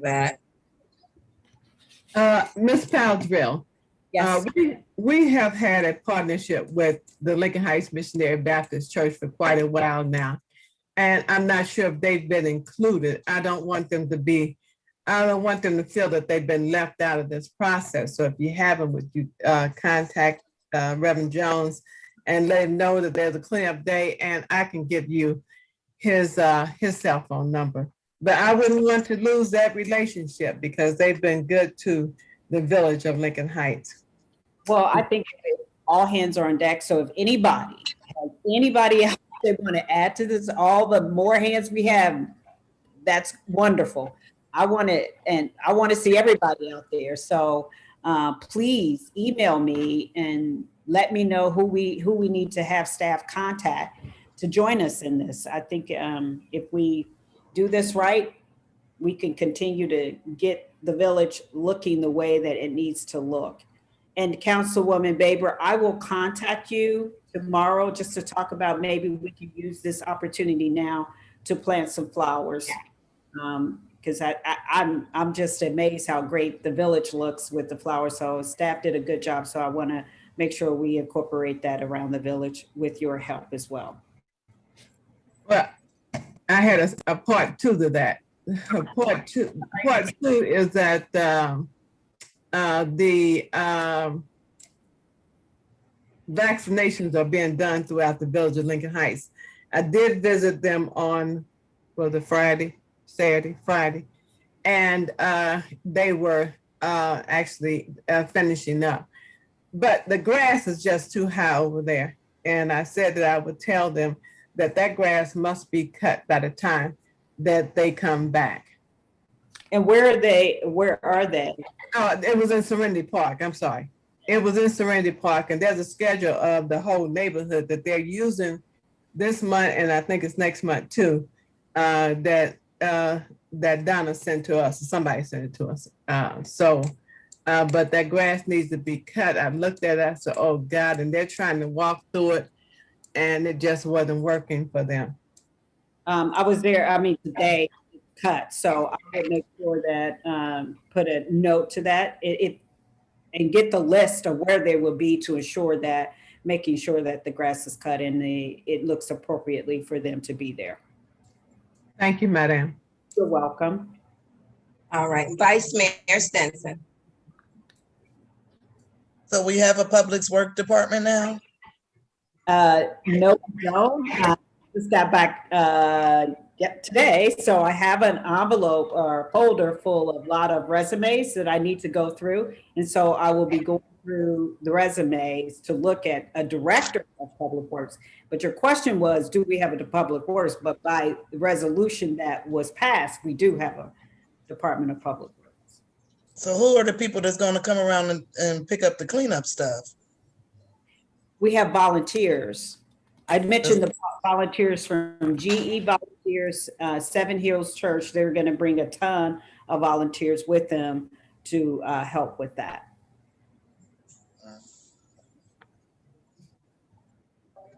Hold on, Ms. Mitchell. Councilwoman Key. Thank you, Madam Mayor. With the cleanup, thank you, by the way. I think a lot of people are excited about it. When we are looking at tools and things like that, is it possible that we can get maybe big dust brooms and shovels so we can clean up the curbs as well, like for debris that's around our curbs? I don't know if we have enough, but can we call and ask to borrow some heavier equipment that we can get, like if we want to do our corner, can we do that as well with the cleanup? We have a relationship with the tool bank, and I just used them this past weekend. They have all of that. They have pickers. We'll get pickers. We'll get dustpans. We'll get brooms, garbage bags, whatever we need. And I think maybe Donna's leading that piece.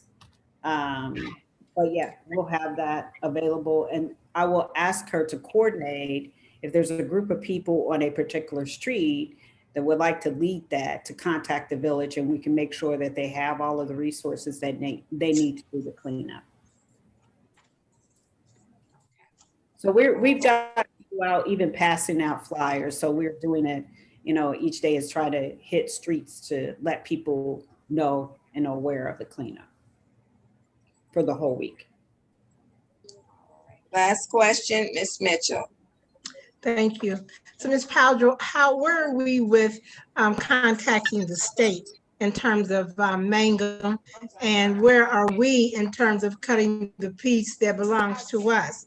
I mean, if the state isn't responding, can't we cut it? And then once we find out who owns what parcels, we bill the state? Because we're doing a cleanup, and you can clean up everything inside, but if you don't have that grass cut coming up Mangum, I mean, it's as if, the beauty that was done there just is hidden. And it's, I'd like to see a concerted effort done to also get those individuals who at least send them a letter to say this, we're doing this cleanup, and for them to cut their yards that are 36 inches high, like on Congress in Chicago. If you could help us out and send the address in particular, we will definitely send a letter. And to your point of cutting the grass, I think part of our problem was who's going to cut it, or counties or the state's going to cut it. The other piece is capacity. And I've shared that with staff that I was concerned that who we had as contractors cutting grass didn't have enough capacity. And before I left for vacation, we brought on two additional contractors. So I think they have greater capacity now, and we can address that. So going forward, Councilwoman Mitchell, I think you will see that look a lot better. Thank you, and I will get you those addresses and pictures. Okay, thank you. All right, we're going to go into the committee reports for the Economic Development Standing Committee report for April by Tanya Key. Thank you, Madam Mayor. So I do have April and May. I don't think May have made it to your box before council meeting, but I believe the clerk said that they're there now. So, and as soon as I get mine pulled up here, give me a minute, here we go. So Mayor, if you don't mind, just for the sake of time, I'm just gonna do some highlights. I do want the residents to know that the detailed report is available. If they'd like to receive a copy of it to read it in its entirety, they can contact the clerk's office and request a copy. So in our April Economic Development meeting, it was held on April 1st at 6:30. We had all members present, and except for Council Member Mitchell, who was excused from the meeting because we did receive prior notice. We also had the mayor and our village manager was there as well. We didn't have any old business to discuss, but we had quite a bit of new business to discuss. In our economic development pillar of housing, we discussed developing an MOU with the Port Authority and the Hamilton County Planning or Department of Planning and Development to come together to determine how we might want to work with them as it pertains to our housing stock and being able to build on the vacant lots that we have. Some of this information is old, so there's been some updates since, but as those minutes become available, we'll make sure to report the additional information out on that. We are still working on our land use study. There's lots of information that's being gathered. We will continue to report information on that. You heard earlier today about the community Wi-Fi. During the month of April, we were in the process of getting proposals from companies that could provide some services based on the plans that we put out and what we were looking for through our RFP process. Ms. Powdrill, as she mentioned earlier today, is very adamant, and I do appreciate that, about choosing the overall best quality program that would fit our village and help our village move into a more modern and into the next generation of residents that will be here. So that will be our future generation of young people who are very tech savvy. So we want to make sure that we can bring our village to that position to be able to support their needs as well. It was also reported that CMHA had also submitted a RFP regarding Mariana Terrace for their need for specific Wi-Fi in that area as well.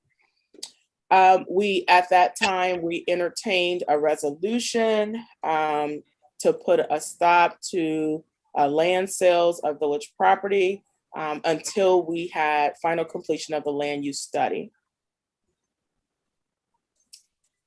Let's see, in miscellaneous business, there was lots of concern about water main breaks. I haven't seen any or heard any more recently, but during this time, there were several water main breaks in the area. One particular was on Chamberlain Avenue. Ms. Powdrill had been working with Cincinnati Waterworks, and our sheriff and our fire departments was on duty to make sure that our residents were safe. And our partnering city, which is the city of Silverton, they brought over some barricades to help make sure that the street was safe until we were able to get those things repaired. The Mayor Ruby Kinsey Mumphrey, had discussed talking to CT Consultants as well as our village manager and staff from the administration about what could be done about the conditions of the streets, what was a good time schedule for repairs and so forth, and how the village could create a plan that would make sense based on funding that we had, potential funding opportunities on how to make sure that we can maintain and upgrade our streets as needed. They also talked about SORTA funds. Ms. Powdrill mentioned that the current streets that was going to be prepared or repaired in May, some of those have started now, is Stephen and McIntyre along Matthews and Taylor Court. That didn't make sense, but we'll correct that. But Stephen, McIntyre, Matthews, and Taylor Court were the areas. So the only motion or action items that we had coming out of that meeting is that we made a motion to create a resolution allowing the moratorium of the sale of Lincoln Heights property until the time that the village is able and ready to determine next course of action for disposal or development of village-owned real estate, sale, and land or structure. So that concluded the report for April. Mayor, would you like for me to go ahead and do the report for May? Yeah, let's get the acceptance of this one first. Okay. Any questions regarding Councilwoman Key's April report? If there's no questions, motion to accept the April Economic Development Report. I move to accept the April Economic Development Report. Second. Second, it's been moved in second. All in favor? Aye. Aye. Okay. Any nays? Okay, you can continue with the May report. Thank you, Mayor. So in the May report, we had our May meeting on May 3rd. All members were present at the time. And we also had our mayor and our village manager, Ms. Joyce Powdrill. We began to have more discussion about Wi-Fi and, I'm sorry, I'm jumping ahead. And actually in old business, the vice mayor wanted to discuss Wi-Fi, so we moved that into new business. That's what happened there. So we began to have more discussion about the memorandum of understanding with the port. And so currently at that time, the port had sent over a draft MOU for us to review. We did some initial reviews for that, and we were sending that information back. So we should have some more information, I'm hoping, by our next committee meeting to have the entire committee to be able to look at that MOU after the draft and things have kind of gone back and forth. We had some members of the committee they wanted to make sure that they had some of their key points identified as well. The Wi-Fi, again, we're talking about it. We did send out the RFP requesting $150,000. And as you see in today's meeting, we were able to receive that. Vice Mayor also was looking at additional House Bill 168. And she was thinking that that House bill may also allow municipalities to go after funds for fairs and festivals. So we were not quite familiar with what may have been in there, but we were going to do some more looking into that particular House bill to see if we can go out for some more funds to help us with Lincoln Heights Days. We started to have the conversation about complete streets, and I had some conversations with Mr. Derek Bowman prior to the meetings. He gave us some information so that our committee can begin to look at some details as far as plans that was put in place in other communities as they begin to look at developing their communities and how the street model or how a complete street model may benefit the village of Lincoln Heights. So we shared that information with the committee. And we also had Mr. Derek come to our June meeting to discuss and have more conversation about complete streets. Councilwoman Mitchell, she wanted to also present a housing questionnaire that she wanted to send out or give the village council and the planning commission about the housing in the village. As she is one of the key people that's working on the housing pillar, we want to make sure that we collect as much information as we can from the key people as we're making plans on what we want to see in housing, how we want to see streets. And I believe that was all. We had a couple announcements about Lincoln Heights Planning Committee, Lincoln Heights State Planning Committee. Those meetings have since passed. So we'll continue to give updates on that from the Vice Mayor. And that's all I have for my May report. Again, the full report is available if anyone is interested in reading the full report.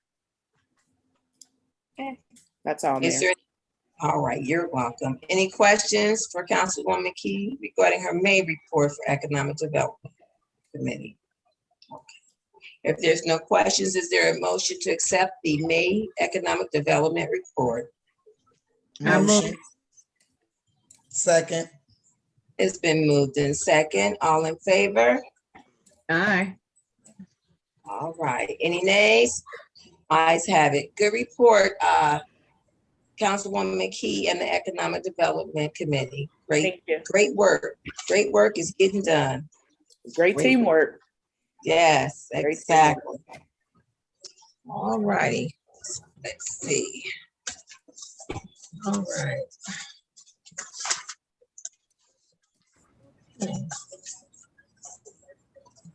All right. Is there a motion order for resolution number 2021 R9? Resolution declaring the necessity and intent to appropriate interest in land from Gregory Clark, titled owner of real property, commonly known as 1200 Lindy Avenue. Motion to read by title only. Second. It's been moved in second to read by title only of resolution 2021 R9. Roll call, Ms. Randolph. Councilwoman Phyllis Baber, I'm gonna abstain.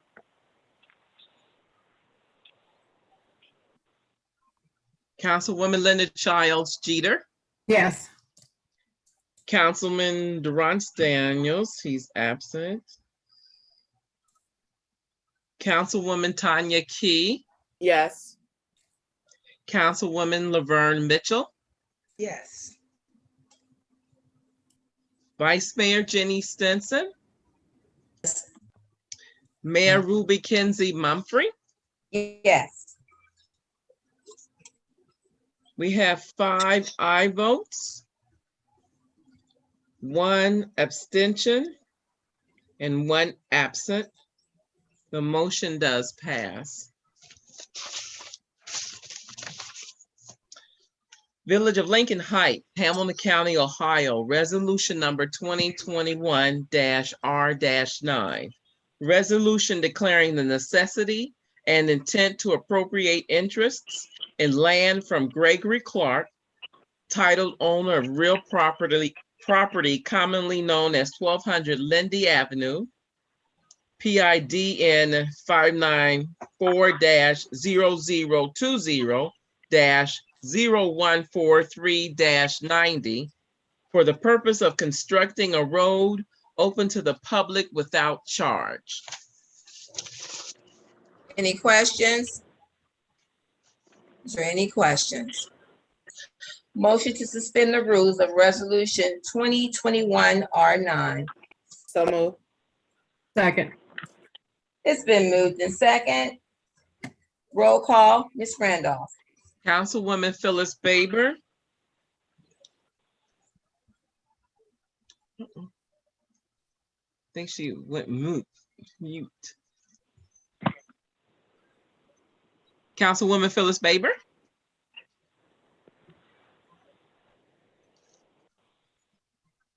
Okay, I'll come back to her.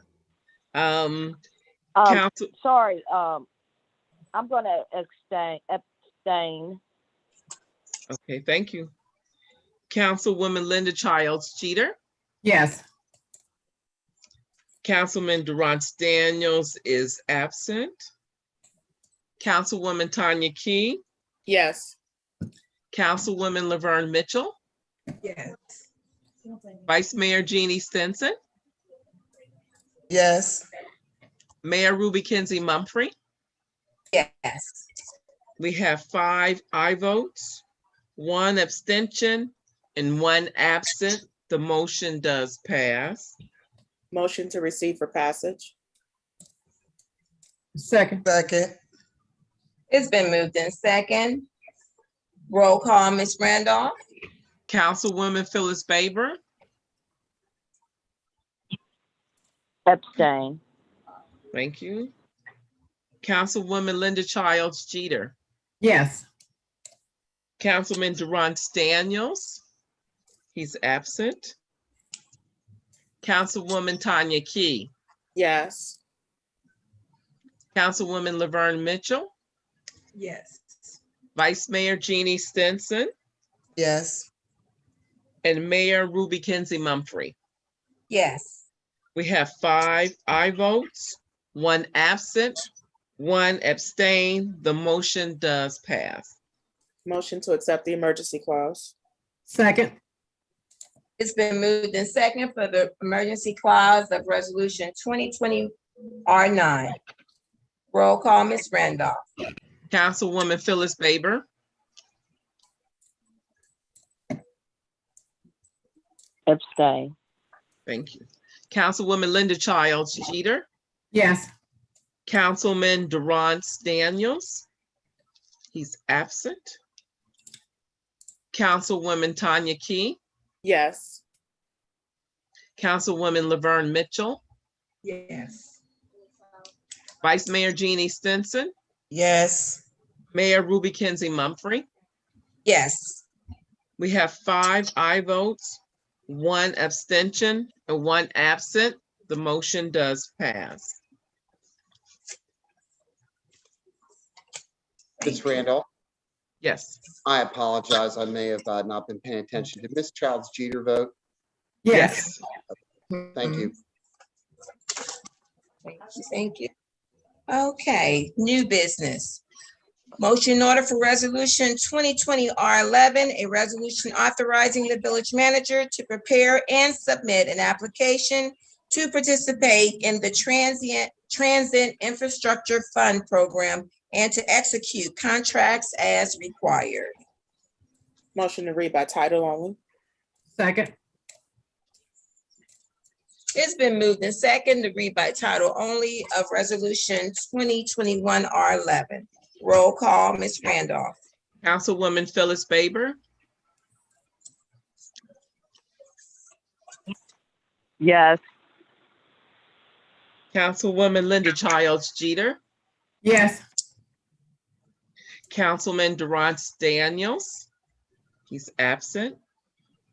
Councilwoman Tanya Key, Yes. Councilwoman Laverne Mitchell,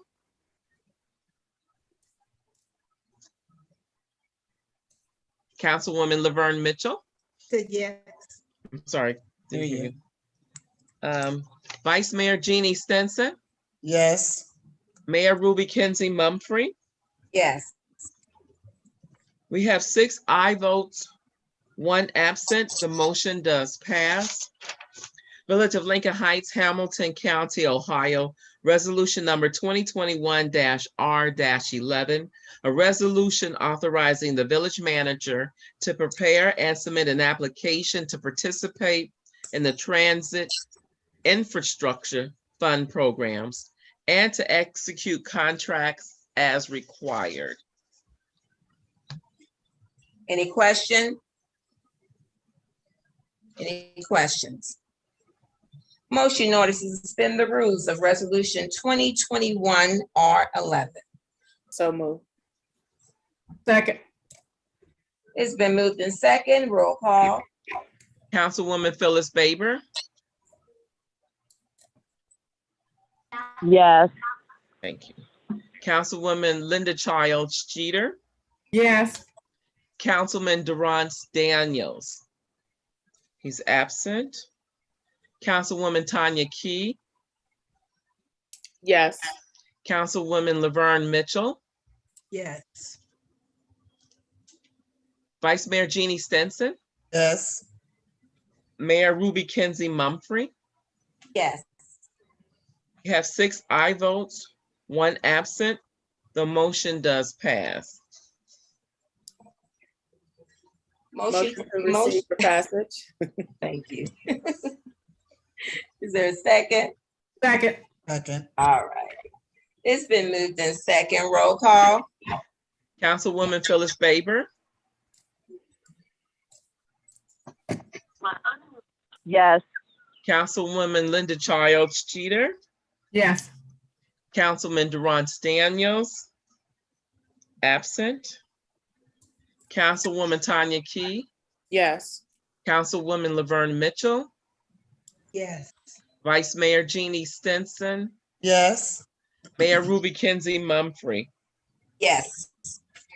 We have 6 aye votes and 1 who is absent. The motion does pass. Motion to accept the emergency clause. Second. It's been moved in second. Roll call. Councilwoman Phyllis Faber, Yes. Councilwoman Linda Childs Jeter, Yes. Councilman Durant Daniels. He is absent. Councilwoman Tanya Key, Yes. Councilwoman Laverne Mitchell, Yes. Vice Mayor Jeannie Stinson, Yes. Mayor Ruby Kinsey Mumfree. Yes. We have 6 aye votes, 1 who is absent. The motion does pass. All right.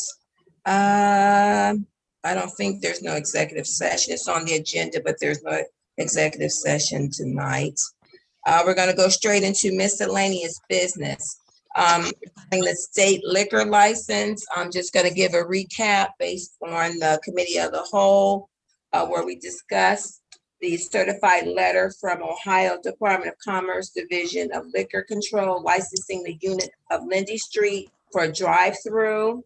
The recap is that due to the discussion, we're looking for further information from our tax administrator regarding the business license and payment of taxes. And we will revisit for a motion at our next council meeting, June 28th. Okay, all right. We have the conference committee regarding House Bill 110. That actually is on there. I don't think there was anything for us to do on that, was it, Mr. Desai? Is that for the same thing? No, I think what we'd be looking for here is a motion to authorize you to provide your endorsement. Okay, all right. Motion in order regarding the conference committee regarding House Bill 110 for the mayor to sign for support. So moved. Second. It's been moved in second. All in favor? Aye. Aye. Any nays? Ayes have it. Thank you. Mayor, Yes, ma'am. I'm still confused about that, so maybe I better abstain. I still am. Okay. You still Is there can, anything? it won't stop you from signing that. I just don't, maybe I'm just confused about it. Okay, all right. Okay, is there any other miscellaneous business? Mayor, I have an announcement. Yes, ma'am. Mr. Reverend Mobley's funeral or memorial will be June 26th at 10:30 at St. Simon's. Okay. What was the time again? 10:30. 10:30. I'm a busy day that day. Yes, I did ma'am. want to, regarding the neighborhood cleanup and then Mr. Mobley's memorial, we also have Darion Henry Day, the young man that we had given him Young man. my grandson. Young man. Right, Anyway, you're talking like he's somebody else. Yeah, your I grandson. was gonna tell that part, but I wanted to finish. I was gonna end that, but anyway, he is going to he wants to give back to the community, and since we gave him his day, he's gonna plan to do something every year for the residents of the village of Lincoln Heights. He's still for update. He's doing well at Ohio State. This is his second year, so we're looking for him to be on the football field shortly. And right now they're in their training and getting their bodies ready. But they are coming to the village. They're going to be on the corner of Adams and Leggett on June the 26th. They'll be feeding the community from 12 to 3. Also, my daughter, she wants to, which she's looking into, she has a German Shepherd breeding business, and she wants to donate a German Shepherd puppy to the Hamilton County Sheriff's or Sharonville, depending on which one. She did get information that they use a Haven Camp. That organization is the one that gives that trains the German Shepherd dog. So she is wanting to do that. Since he did go to Princeton, that's why she reached out to all the police departments that have a K-9 unit. So she's wanting to do that, and I think she'll be announcing that as well on Darion Henry Day, where they're wanting to give back to the community in that way as well. She's also mentioning maybe her dogs can be service dogs as well. So she's looking at doing that as well. So I just wanted to let y'all know that. Any questions? Just a comment. We're very proud of Darion Henry, and we want to encourage him to continue to give back to the community, that we support him, and that we support other individuals who would like to give back to the community as well. Right. Okay. All right. So I don't have anything else. Anyone? Anything else? Great meeting. Great committee of the whole. I'm so proud of council. I am so proud of you guys. And that's what they sent us for. Residents, we're doing what you sent us down there to do. So I just want to thank council, and we're going to continue to move the village forward with positive results. If there's nothing further, motion for adjournment.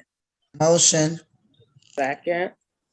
It's been moved in second. All in favor? Aye. Aye. Have a good night. Good evening. Good evening. Good night. Good night. Call me now, Laverne.